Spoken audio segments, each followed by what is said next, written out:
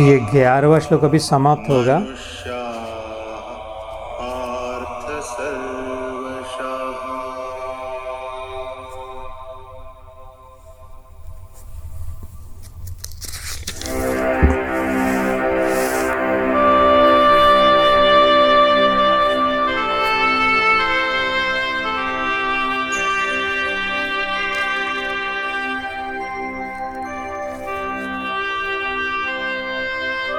अब ये सीधा जाते हैं 33 वर्ष पे। बीच का बहुत सारा छोड़ दिया, हम लोग बाद में आकर के धीरे धीरे करेंगे उसको। तो दिस इज चैप्टर 4 वर्स 33।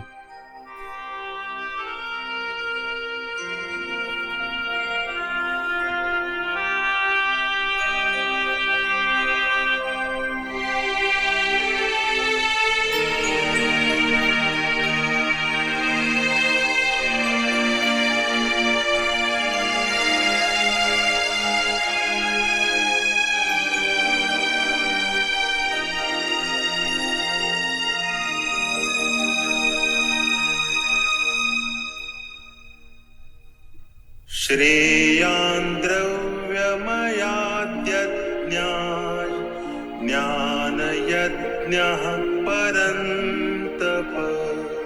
श्रेयान् द्रव्यमयाद्यज्ञान् ज्ञानयज्ञः परन्तप।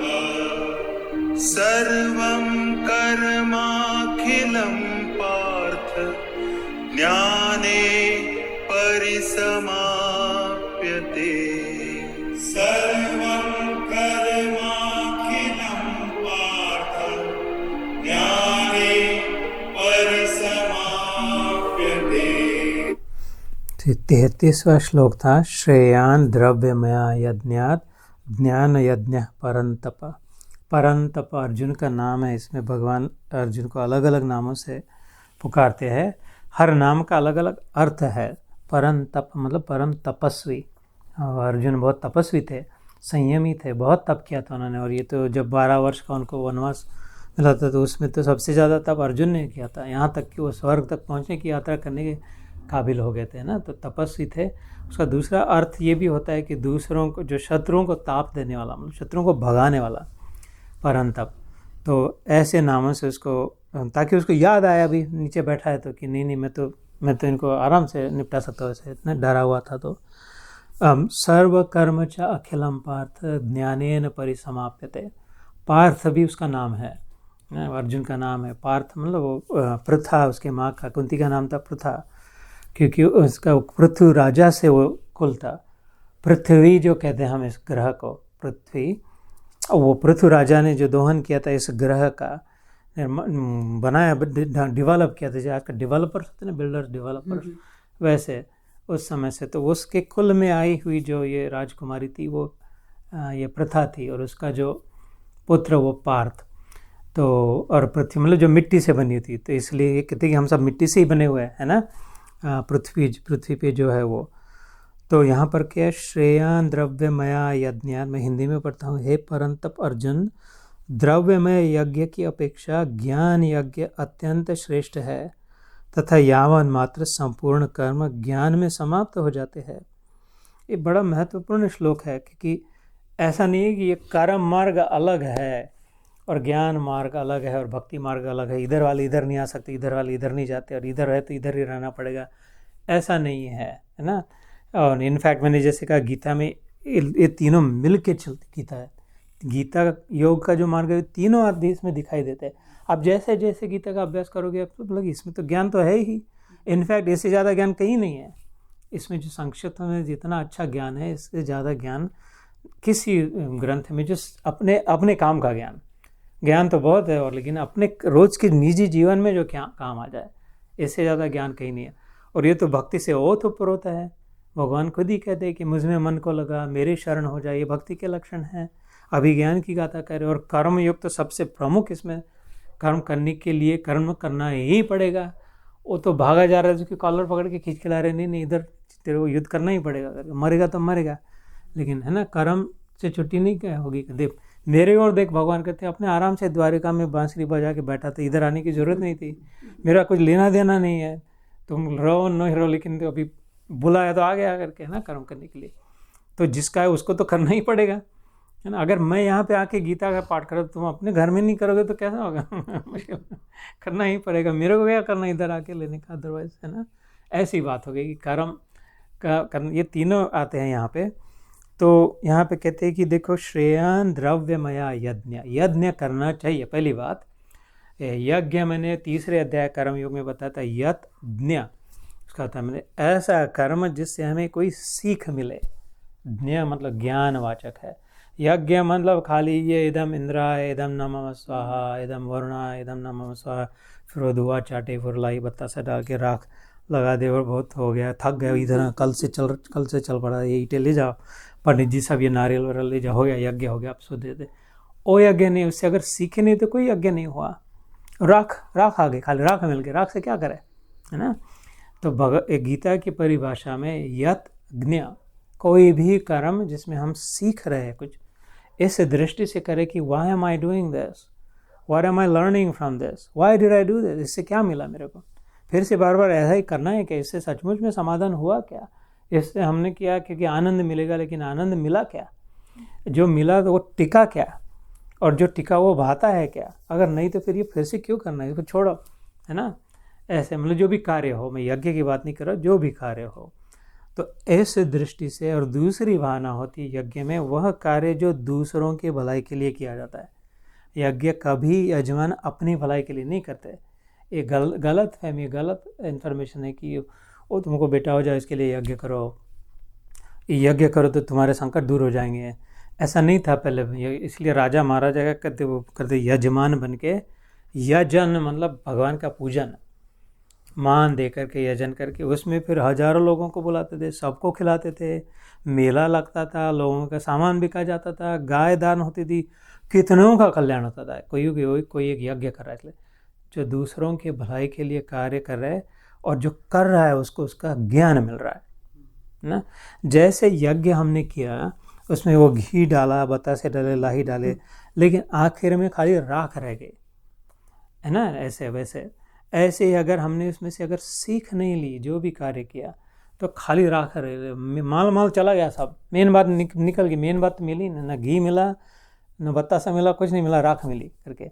ऐसा ही कोई भी कार्य किया, उसमें से अगर सीख नहीं लिया, लर्निंग नहीं हुआ, और खाली वो फल मिला तो उसका मतलब नहीं आता। इसलिए यज्ञ तो द्रव्य यज्ञ मतलब वस्तुओं से किया हुआ यज्ञ। द्रव्य मतलब सब्सटेंस, थिंग, ऑब्जेक्ट, कि कोई तुम ये बना के लाना, तुम वो बना के लाना, तुम चावल का बोरी लेके आना, तुम गायों को लेके आना, तुम वो ईड़ा सुपारी, वो लाल वाली सुपारी लाना, हल्दी का वो लकड़ा लाना, ऐसा ये सब जो द्रव्य, इसे द्रव्य कहते हैं। रंगोली वाले लाना अलग से, अच्छा फूल तुम लाओगे ना, आम की टहनी कौन लाएगा, दुर्वा लानी पड़ेगी गणपति के लिए, ओम गणानाम त्वा गणपति हवामहे करने के लिए, ये सब द्रव्य है, वस्तु है। द्रव्य में यज्ञ होता है, अच्छा है। एक बात ध्यान, गीता में किसी की निंदा नहीं है, खाली क्या बताया, ये ठीक है लेकिन इससे ज़्यादा ये ठीक है, ये बुरा है कभी नहीं कहा गीता ने किसी को, बुरे लोगों को भी बुरा नहीं कहा। इसी अध्याय में आएगा कि बुरे में तू बुरा होगा, इसी अध्याय में आता है, मेरे लिए कहा था, बुरे में तू बुरा होगा, सबसे बुरा आदमी होगा, फिर भी तो इस मार्ग से अच्छे में अच्छा हो सकता है, साधु बन सकता है करके, और सामने बैठा है। अगर मानते नहीं इस बात को तो उदाहरण के लिए, है ना।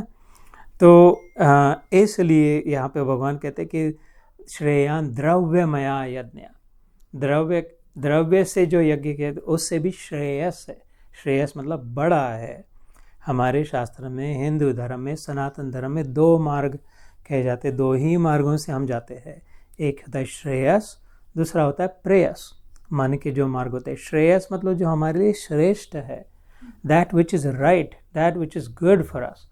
और प्रेयस मतलब दैट विच आई लाइक, वो कुछ ज़रूरी नहीं अच्छा है, वो सॉल्टेड पोटैटो चिप्स श्रेयस नहीं, लेकिन प्रेयस है तो वो तीखे वाले चिप्स, वो मिठाई, अथवा ये हॉरर मूवी से पता है रात में उठते चीख के उठ जाते, फिर भी हॉरर मूवी देखेंगे, अथवा वो 10, 11, 12 बजे तक जाके पार्टी में आके थक जाते हैं, सुबह उठाना नहीं होता है, वर्क को लेट हो जाते हैं, ऑलरेडी 2 बार टिकट मिल चुकी है, लेकिन नहीं फिर भी उधर से ये सब जो ये मार्ग जो है वो प्रेयस का मार्ग है।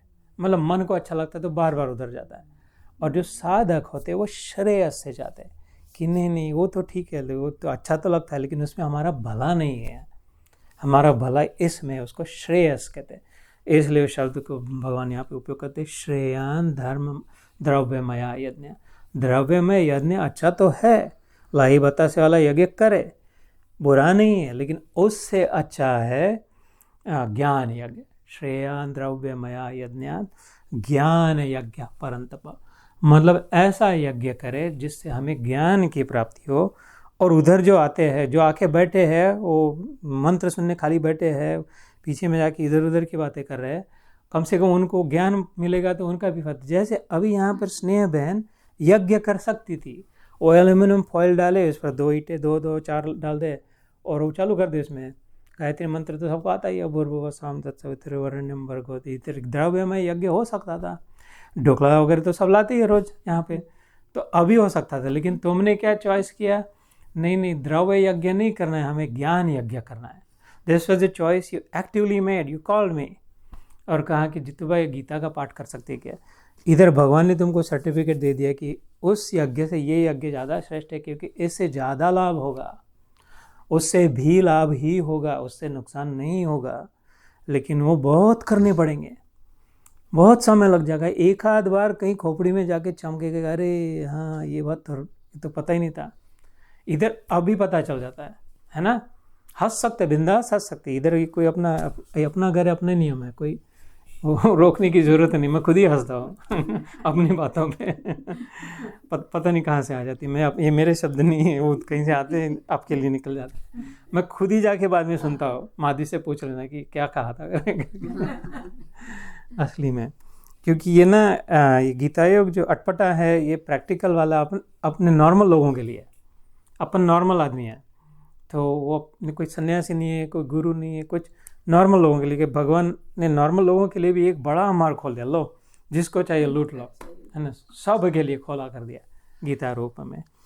तो यहाँ पे you made a choice to have a gyan yagya where you could have had a dravya yagya, right, है ना। तो श्रेयान द्रव्य, जैसे मंदिरों में कितने बार यज्ञ होते, लेकिन एक आध बार कोई संत आते हैं, भारत से आते हैं, तो कितनी भीड़ हो जाती है और कितना वहाँ पे माहौल बन जाता है। और बराबर है, क्योंकि वहाँ से जो लेकर के जाते हैं वापस शांति, सुकून, आराम मिलता है, चित्त की विश्रांति मिलती है, वो अलग होती है। नहीं हर संडे जाते उतना नहीं होता, लेकिन उस साल में एक बार आके चले गए तो कितना लाभ होके गया था, है ना, ऐसे होता है। तो यहाँ पे क्या, श्रेयान द्रव्यमया यज्ञ ज्ञान यज्ञ परंतप सर्वकर्म। ऐसा क्यों, क्योंकि सर्वकर्माचा अखिलम पार्थ ज्ञानेन परिसमाप्यते, क्योंकि सारे कर्म जल के भस्म हो जाते हैं अंत में, उस जो मिलता है वो टिकता नहीं है। आज तक जितने बार कपड़े नए खरीदे, वो पुराने हो गए, फेंक दिए, दूसरे खरीदे। जितने बार ग्रोसरी शॉपिंग करी, वो ख़त्म हो गई, दूसरी लानी पड़ी। जितनी बार वेकेशन पे गया कि इधर देखा, ये देखा, समुद्र देखा, पहाड़ देखा, फिर से थक के वापस आया, फिर से जाना पड़ा। ऐसा एक बार कहीं नहीं हुआ कि एक बार हो गया काम, अब ये काम फिर से करना ही नहीं पड़ेगा, है ना। रात में सो जाते, फिर से उठ जाते, उठते फिर से सो जाते, ये चलते रहते। सर्व कर्म च अखिलम पार्थ, ये तब तक नहीं खत्म होगा पार्थ, भगवान करे, जब तक इसमें से जब तक तू सीखेगा नहीं, तब तक ये तेरे पीछे पड़ते ही रहेंगे, कर्म करने ही पड़ेंगे। इसलिए now slow down, the remaining life is not to keep doing और करे, it is for the opposite. The remaining life is to slow down and learn, focus on learning. Why was I doing, मैंने पिछली बार कहा था ना, एक छोटी सी साधना है 2 मिनट की, रोज की जा सकती है। अपनी याद दिला देता हूँ, 2 साधनाएं अलग बताई थी, टोटल 5 मिनट्स में ही। अगर 5 ही मिनट, इतनी बिजी है, इंदिरा गांधी से बिजी है, तो 5 मिनट तो निकलेंगे ना अपने लिए। तो 5 मिनट में भी बहुत काम हो सकता है। 2 साधनाएं करें, एक क्या है कि 3 मिनट, एक 3 मिनट की साधना है, दूसरी 2 मिनट की साधना है। टोटल 5 मिनट तो मांग रहा हो खाली मैं आपसे, है ना। 3 मिनट सीधा आईने के सामने खड़ा हो जाए, खड़ा हो जाए, बैठे नहीं। बैठे तो फिर इधर ये लाल लिपस्टिक ये इधर उधर मन जाता है कि अपने बाल कैसे है, कि इधर सफ़ेद हो गए, मेहंदी कम हो गई, ये वो सब। तो खड़े रहे और अपने चेहरे पे प्रकाश हो ऐसे, जैसे बाथरूम का होता है ना, चेहरे पे प्रकाश होता है, और अपने आँखों में देखे सीधा। ये मैं बहुत बार करता हूँ और हमेशा मेरे को लाभ होता है। अभी भी आपको भी कहता हूँ कि अपने आँखों में देखे, इधर उधर नहीं, ये भौहें को नहीं देखे, ये आई लैशेस को नहीं देखे, और वो इधर गाल, ये कुछ नहीं, बिल्कुल सेंटर ऑफ द आईज में, आईने में एकदम टकटकी लगा के देखे 3 मिनट के लिए। तुम्हारी आत्मा तुमसे बात करेगी। Promise, promise. Your soul will talk to you. That's the real you.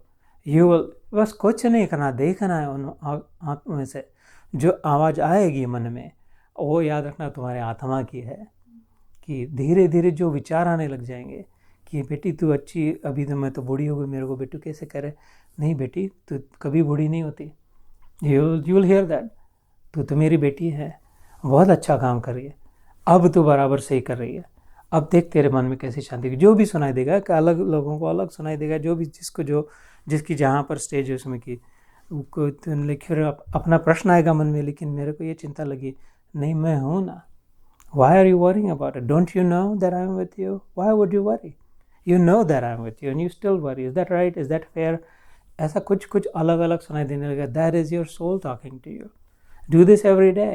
3 minute, इतना मन लग जाएगा कि 3 मिनट, 4 मिनट, 5 मिनट ऐसा लगेगा, इससे नज़र न हटाओ, इतना मन लग जाएगा। या तो फिर शाम के समय करो जब भेजना है। ये एक छोटी सी आदत, और कहीं नहीं सुनने मिलेगी, या आपके लिए स्पेशल माल है, और कहीं नहीं कि सुनने नहीं मिलेगी, पढ़ने नहीं मिलेगी, क्योंकि अनुभव के बोल है ना।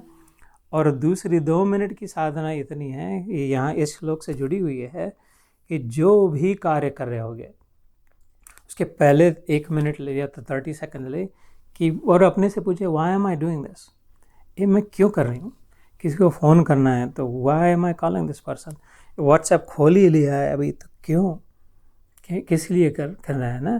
तो या तो फिर अभी आज दही पकौड़े बनाने का मन हो रहा है, जो भी हो रहा है, क्यों करना है आज। इसका मतलब ये नहीं कि करें नहीं, जो करना है तो करो काम, लेकिन खाली इतना पूछो अपने से कि क्यों कर रही हूँ मैं, मतलब इसमें से मैं क्या चाहती हूँ, what do I want from this, है ना। और वो जब कार्य पूरा हो जाए, the second part of that is then take another minute, maybe 30 second, maybe 90 second, मिला क्या वो, बस इतना पूछना। शुरू में तूने बोला था कि इसके लिए मैं ये कार्य कर रही हूँ, वो हो गया, जो हुआ वो टिकेगा, और जो टिकेगा वो भाएगा। जिस थोड़ा सा प्रोसेस करना है, एनालिसिस अपने ही मन में, ये क्या, इसमें से क्या मिला है, why was I doing this. So जो भी कार्य कर, 2 मिनट, 1 मिनट पहले, 1 मिनट बाद में, why am I doing this, और did I get what I wanted in the end. ऐसा अगर करोगे तो धीरे धीरे अपने आप अंदर में अपना ही ज्ञान पैदा होने लग जाएगा। ज्ञान बाहर से नहीं आता, ज्ञान अंदर से ही आता है ना। मिठास है जो होती है वो ये अपनी जीभ पर ही वो याद दिलाती है ना? ऐसे ही ज्ञान 10वें अध्याय में भगवान कहते तेरे अंदर में ज्ञान भर के रखा है सब। ये तो मेरे शब्द तो खाली आपको याद दिला दे रहे हैं माँ, I am not giving you anything, nobody gives anyone anything, तो I am only reminding you, even God did not give Arjun anything. भगवान ने गीता कहने के बाद अर्जुन ने अंत में कहा कि यार याद आ गया है ना, स्मृतिर्लब्ध्वा, अर्जुन के आखिरी शब्द गीता में स्मृतिर्लब्ध्वा, I now remember, you right, I forgot, मेरा अपना स्वरूप, मेरा इसलिए कि किस लिए युद्ध करना है, ये क्या करना है, सब भूल ही गया था। ऐसे ये अपने आप अंदर में याद आने लग जाएगी, लेकिन उसके लिए प्रश्न पूछना पड़ेगा अपने आप को कि वो क्यों करें। नहीं तो गधों की नहीं किए जा रहा है ना। है मनुष्य जन्म में गधे घोड़े जो जैसे जो चाबुक हिंटर लगाए चलते जाते ऐसे अपने किसी कोई पीछे हो, तो गधों से बेवकूफ़ हम हैं, उनके पीछे कम से कम हिंटर लेके, कोई हमारे पीछे देखो है भी नहीं, कोई ज़बरदस्ती भी नहीं कर रहा, फिर भी अपन किया जा रहा है। ऐसा न हो, प्राणी जैसा जीवन न हो, आहार निद्रा भय मैथुन, ये 4 में जीवन घिसल फिसल न जाए। शंकराचार्य कहते हैं ये बात को, इसलिए याद करें। तो ये 2 मिनट की साधना और वो 3 मिनट की साधना, 5 मिनट तो कर ही सकते हैं, है ना। तो इसलिए यहाँ पे कहा कि सर्व कर्म च अखिलम पार्थ ज्ञानेन परिसमाप्यते। In the end you want to know, in the end you don't want a thing, वस्तु को नहीं चाहते हम, ऐसा लगता है वस्तु से आनंद मिलेगा। वस्तु से आनंद का आज तक मिला नहीं, मिल जाता तो एक बार आनंद मिल जाता फिर ज़रूरत ही नहीं थी, फिर नहीं मिला इसलिए और दूसरी वस्तु और तीसरी वस्तु और अलग वस्तु और ज़्यादा वस्तु, क्योंकि अभी आनंद नहीं मिल रहा है। और आनंद तब मिलेगा जब ये समझेगा कि तू खुद आनंद है, शक्कर मौसी, तू खुद शक्कर है, तेरे कारण श्रीखंड मीठा है, तेरे कारण गुलाब जाम मीठा है, तेरे कारण जो भी कुल्फी में मिठास है, तू खुद ही, और तू ही चाटे जा रही, इनको चाटो उनको चाटो उनको चाटो, मिठास चाहिए मिठास चाहिए, तू नहीं थे तो इनके पास कोई मिठास नहीं थे। ऐसा जब ये ज्ञान मिलेगा कि तू आनंद है, ये तो किसको भीख मांगे जा रहा है, मेरी प्रशंसा कर दो, मेरे को थोड़ा गिफ्ट दे दो, मैंने तुमको दिया वो अच्छा था बोल दो, मेरे को कांटेक्ट में रखो, मेरे को फ़ोन कॉल करो, ये क्या झंझट है ना मुरली। खुद आनंद है, दूसरे से किए जा रहा है। ऐसा भगवान करे कि इसलिए कर्म करे कि उसमें से सीखे करके अपना आनंद अपने आप में मिला ले। चिदानंद रूप है ना, शिवोहम, आप चैतन्य है, आनंद है, अपने आप को जानता है, ऐसे। So should we do one more shloka, और यू ऑल फील लाइक बहुत हो गया? एक तो हो सकता है, हाँ हाँ। सो हम लोग एक श्लोक करते हैं ना, या see you next time. Yes, okay.